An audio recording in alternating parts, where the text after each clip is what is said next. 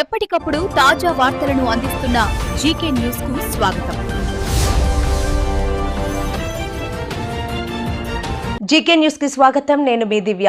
Annadata Sukhibhava PM Kisan 3వ విడత నిధుల జమ.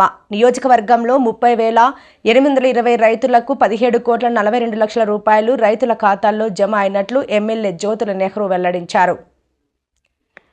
కాకినాడ జిల్లా కిల్లంపూడి మండల ప్రజా పరిషత్ కార్యాలయం ఆవరణలో రైతన్న నీకోసం కార్యక్రమంలో భాగంగా నిర్వహించిన అన్నదాత సుఖీభవ పీఎం కిసాన్ కార్యక్రమం వ్యవసాయ శాఖ ఏడీఏ దైవకుమార్ మండల వ్యవసాయ శాఖ అధికారిని సుధామాధురి ఆధ్వర్యంలో నిర్వహించారు. ఈ కార్యక్రమానికి ముఖ్య అతిథిగా జగ్గంపేట శాసనసభ్యులు టీటీడీ బోర్డు సభ్యులు జ్యోతుల నెహ్రూ పాల్గొన్నారు. రైతులకు 17,42,00,000 రూపాయల నమూనా చెక్కును అందజేశారు. ఈ సందర్భంగా ఆయన మాట్లాడుతూ రైతు సంక్షేమానికి కూటమి ప్రభుత్వం అత్యంత ప్రాధాన్యత ఇస్తోందని తెలిపారు. గత వైసీపీ పాలనలో రైతులు అనేక విధాలుగా మోసపోయారని విమర్శించారు. ప్రధాని నరేంద్ర మోదీ, ముఖ్యమంత్రి చంద్రబాబు సభలను ప్రత్యేక స్క్రీన్లు ఏర్పాటు చేసి ప్రత్యక్ష ప్రసారంలో ఎమ్మెల్యే జ్యోతుల నెహ్రూ రైతులు వీక్షించారు.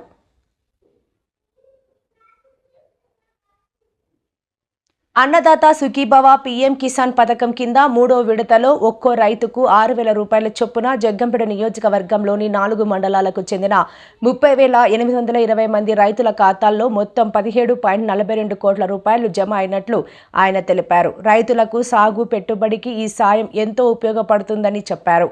దేశానికి అన్నం పెట్టే రైతు సంతోషంగా ఉంటేనే సమాజం సుభిక్షంగా ఉంటుందని, అందుకే కూటమి ప్రభుత్వం రైతుల సంక్షేమాన్ని ప్రధాన లక్ష్యంగా పెట్టుకుని పనిచేస్తున్నదని పేర్కొన్నారు. కేంద్ర ప్రభుత్వం అందించే పీఎం కిసాన్ నిధులతో పాటు రాష్ట్ర ప్రభుత్వం అదనంగా సాయం అందిస్తూ రైతులకు ఆర్థిక భరోసా కల్పిస్తోందని తెలిపారు. ఏలేరు ఆధునీకరణకు కట్టుబడి ఉన్నానని, దాన్ని పూర్తి చేయడానికి కృషి చేస్తానని ఎమ్మెల్యే జ్యోతుల నెహ్రూ అన్నారు. ఈ కార్యక్రమంలో ఎస్వీఎస్ అప్పలరాజు, వీరంరెడ్డి కాశీబాబు, కందుల చిట్టిబాబు, పోతుల మోహనరావు, కొత్త కొండబాబు, చెదరం చెంటిబాబు, పిల్లా చెంటిబాబు, అడబాల భాస్కర్రావు, గూడాల శ్రీలత రాంబాబు, తూము కుమార్, కుర్లా చిన్నబాబు, కాళ్ళ వెంకటేష్, బీజేపీ నాయకులు శరకరం రాజాబాబు, జనసేన నాయకులు మరియు 3 మండలాల వ్యవసాయ శాఖ అధికారులు ఎస్ నరసింహ, జయలక్ష్మి, పి రాజేశ్వరి, ఎంఈఓలు, విఏలు అధిక సంఖ్యలో రైతులు పాల్గొన్నారు. అన్నదాత సుఖీభవ కార్యక్రమాన్ని మనం అమలు చేస్తున్నాం. దీంతో ఈ వ్యవసాయాన్ని ప్రారంభించి సుఖవంతమైనటువంటి జీవితాన్ని పొందాలనేటటువంటి ఒక హామీగానే ఇది ఇవ్వడం జరిగింది తప్పించి ఇది భరోసా మాత్రం కాదు. దీనికి కావాల్సినటువంటి నిధులు మనం చాలా తెచ్చుకోవాలి. నీకు ఎకరానికి 50,000 రూపాయలు పెట్టుబడి అందివ్వగలిగినప్పుడే ఇక్కడ నీ సంసారాన్ని ముందుకు తీసుకెళ్ళగలుగుతాం. దానికి పెట్టుబడి కావాల్సిన స్థాయిలో పెట్టుబడి పెట్టగలుగుతాం. ఆ స్థాయికి ప్రభుత్వం ఆలోచన చేయాల్సినటువంటి అవసరం ఉంది. మన వ్యవసాయ శాఖ బడ్జెట్ మీద నన్ను మాట్లాడమన్నప్పుడు నేను మోమటంగా ఈ అన్నింటినీ కూడా అక్కడ నేను చెప్పినటువంటి పరిస్థితి ఉంది. అయితే నన్ను ఎట్టకారాలు చాలా మంది ప్రతిపక్షం లేదు కాబట్టి ఆ రోజు నువ్వు ప్లే చేస్తున్నావా అని చెప్పి, ఇది ప్రతిపక్ష పాత్ర కాదు. ప్రజల యొక్క అవసరాలు, అందులో రైతాంగం యొక్క అవసరాలు అని చెప్పేసరి ఆనాడు ఎట్టకారం ఎవడో కదా మా మిత్రుడు డిప్యూటీ స్పీకరే, నేను చుట్టాలో ఉంటుంటారు మా ఇద్దరు యొక్క వర్షం చూసుకుంటే. కానీ మంచి మిత్రులు మేమిద్దరు మాత్రం అక్కడే ఆ శాసనసభలో ఉన్నంత వరకే మా ఇద్దరికి ఆ కష్టం ఉంటుంది. బయటకు వస్తే ఇద్దరు కలిసి మళ్ళీ మామూలుగానే పోతాం. వందగోతాలు పడినా సరే దాన్ని తీసుకెళ్ళి గొడవలో మారేస్తారు. కొత్త ఇత్తనాన్ని తీసుకొచ్చి అందిస్తారు. ఎందుకంటే ఈ ఇత్తన మార్పిడి వల్ల పంటన్న దానికి తెగుళ్ళు రాకుండా, మందులు ఎక్కువగా కొట్టకుండా, బెంగళూరు ఎక్కువగా వాడకుండా పనిచేయడానికి ఉపయోగపడడానికి అవకాశం ఉండేటటువంటి పరిస్థితులు ఉంటాయి. ఆ విధానానికి వాళ్ళు రావాలి అనుకున్నప్పుడు వ్యవసాయ అధికారులు అందరూ కూడా దీని మీద దృష్టి పెట్టాలి. సైంటిస్టులు దృష్టి పెట్టాలి. ప్రభుత్వం దానికి నిధులు ఖర్చు పెట్టాలి. ఇందాకైనా గోకవరం నుంచి ఒక రైతు వచ్చాడు. ఇప్పుడు రాత్రి 8 గంటలకు మళ్ళీ నన్ను 100 మంది రైతులు వచ్చి వాయిస్తారు. ఎందుకంటే 800 ఎకరాలకి ఏదంటే 500 నెంబర్ ఏంటమ్మా అది కొత్తగా వచ్చింది ఈ సంవత్సరం.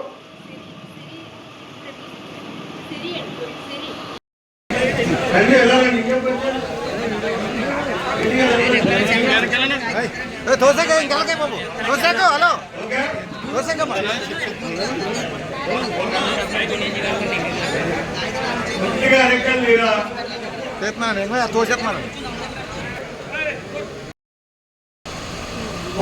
చెప్పాడు. ఏం చెప్పాడండి? మనం ఆధునిక వ్యవసాయానికి రావాలి, పాత పద్ధతులకు వెళ్ళాలి.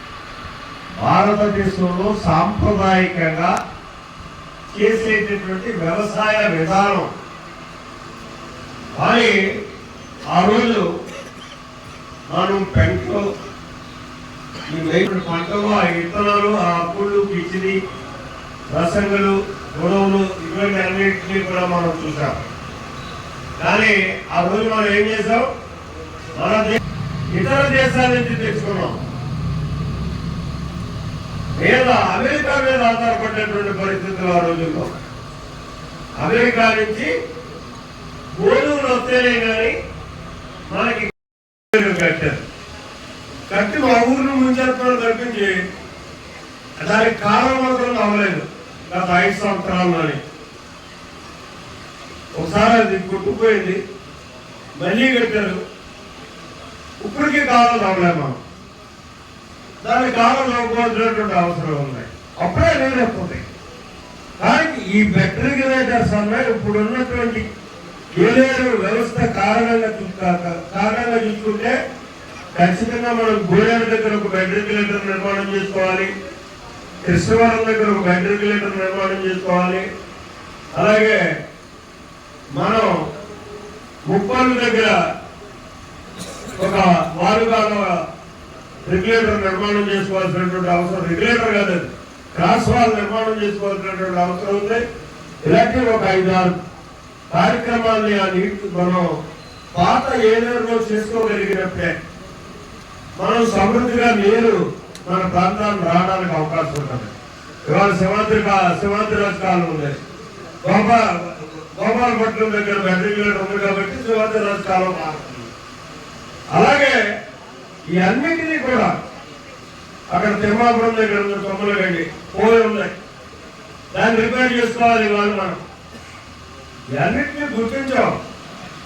ఆ అన్నింటినీ కూడా ఇవాళ రేపు వచ్చేటటువంటి ఓఎన్ఎంలో పెట్టి రిపేర్ చేయించాలి అని చెప్పేసి నిధుల కోసం ప్రయత్నం చేస్తున్నాం. చేసి ఆ అన్నింటినీ కూడా మనం తయారు చేసుకోవాలి. ఇది చేసుకోవడం ఒకేటైతే ఇవన్నీ కడితే కూడా ఇంకో ప్రమాదం ముందుకొస్తున్నాం. ఎప్పుడైతే లెవెల్ పెంచామో మన మీదకి నీరు వరదొచ్చినప్పుడు ఊళ్ళు మునిగిపోయేటటువంటి ప్రమాదం ఉంటుంది, పంటలు మునిగిపోయేటటువంటి ప్రమాదం ఉంటుంది. ఆ ప్రమాదం ఉండకుండా బోత్ సైడ్స్ కూడా మనం బ్యాంక్ నిర్మాణం చేసుకోవాలి. 12 అడుగులు ఎత్తి యావరేజ్ ఎక్కడికక్కడ మనం బ్యాంక్ నిర్మాణం చేసుకోగలిగితేనే ఇక్కడ 50,000 ఇసుక నీళ్ళు వచ్చినా సరే మనకి మన ప్రాంతం, మన ఇళ్ల మీద కానీ మన పంటల మీద కానీ నీళ్ళు అనేటువంటి పరిస్థితి ఉంటుంది. ఆరోగ్యంగా చేసుకోవాల్సినటువంటి అవసరం ఉంది. ఈ అన్నింటికి చూసుకున్నట్టయితే సుమారు ఒక 200 కోట్ల రూపాయలు పైబడి నిధులు కావాల్సినటువంటి అవసరం ఉంది.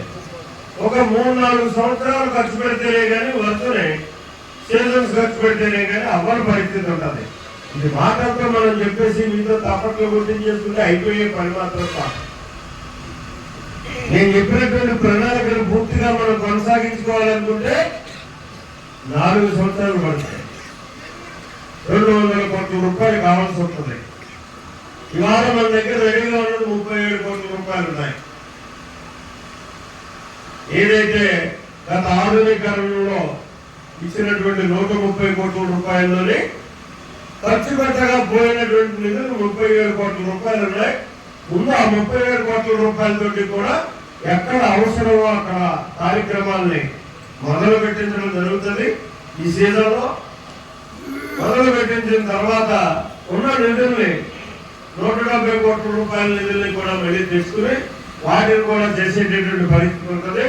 ఖచ్చితంగా మాత్రం దీన్ని పూర్తి చేయాలనేటటువంటి ఒక కార్య దీక్షతోటి దక్షతతోటి నేను పనిచేస్తున్నానని చెప్పి సందర్భంగా మీ అందరికీ సవినయంగా మనవి చేసుకుంటూ, మరి ముఖ్యంగా మన ప్రధానమంత్రి గారు మాట్లాడుతున్నారు. వాయిస్ బట్టలు అమ్మాయి ఇట్లా పర్లేదు, నా పని అయిపోయింది.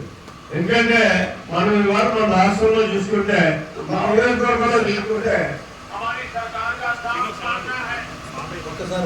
30,000 మంది మన 100 బత్తాలు పడినా సరే దాన్ని తీసుకెళ్ళి గొడవలో మారేస్తారు. కొత్త ఇత్తనాలను తీసుకొచ్చి అందిస్తారు. ఎందుకంటే ఈ ఇత్తన మార్పిడి వల్ల పంటన్న దానికి తెగుళ్ళు రాకుండా, మందులు ఎక్కువగా కొట్టకుండా, మెన్యూలు ఎక్కువగా వాడకుండా పనిచేయడానికి ఉపయోగపడడానికి అవకాశం ఉండేటటువంటి పరిస్థితులు ఉంటాయి. ఆ విధానానికి వాళ్ళు రావాలి అనుకున్నప్పుడు వ్యవసాయ అధికారులు అందరూ కూడా దీని మీద దృష్టి పెట్టాలి. సైంటిస్టులు దృష్టి పెట్టాలి. ప్రభుత్వం దానికి నిధులు ఖర్చు పెట్టాలి. ఇందాకైనా కోకవరం నుంచి ఒక రైతు వచ్చాడు. ఇప్పుడు రాత్రి 8 గంటలకు మళ్ళీ నన్ను 100 మంది రైతులు వచ్చి వాయిస్తారు. ఎందుకంటే 800 ఎకరాలకి ఏదన్నది 500 నెంబర్ ఎంతమంది కొత్తగా వచ్చింది ఈ సంవత్సరం